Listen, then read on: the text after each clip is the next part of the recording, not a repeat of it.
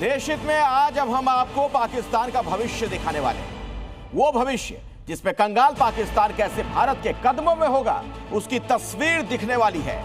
जहां मुनीर वर्दी में नहीं बल्कि कैदी के कपड़ों में होगा, हाथों में हथियार नहीं बल्कि हथकड़ी होगी, और ऐसा ही कुछ उसके देश में पल रहे मसूद अजहर का भी होने वाला है।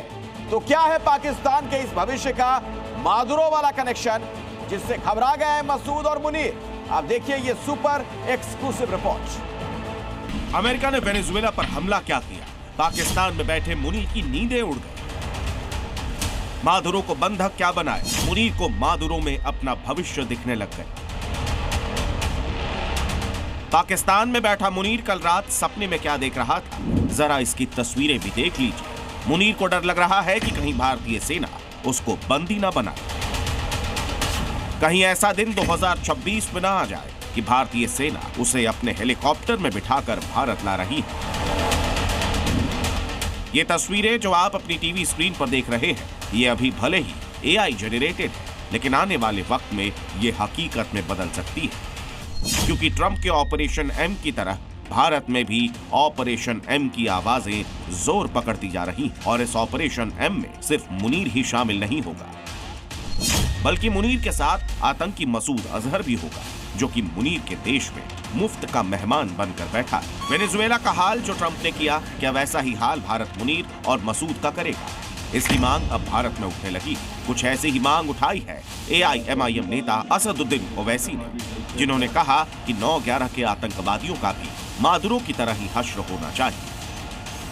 वेनेजुएला में ट्रंप ने अपनी फौज को भिजाकर वहां के एक जमहूरी तौर पर मुंतखब शुदा सदर को एक मुल्क से, उसी के मुल्क से उठाकर अमेरिका लेकर चले गए। मोदी जी, हम आपको कह रहे, आप पाकिस्तान में भिजाकर जो मुंबई की सड़कों पर साजिश करने वाले 9/11 के जालिम लोग हैं, चाहे वो मसूद अजहर हो या फिर लश्कर तैयबा का वो जालिम शैतान हो। ओवैसी ने जहां मसूद को उठाने की बात कही, तो जम्मू कश्मीर के पूर्व डीजीपी ने ऐसे ही एक्शन की मांग मुनीर और उसकी पत्नी के खिलाफ कर डाली, जिन्होंने पोस्ट किया और लिखा, ट्रंप ने भारत के लिए आसिम मुनीर और उनकी पत्नी को निकालने के लिए ऑपरेशन सिंदूर 2 लॉन्च करने की एक नजीर पेश कर दी। ये कदम पाकिस्तान के लोगों को मुनीर और उनके उन क्रूर अत्याचारों से बचाएगा जो बलूचिस्तान,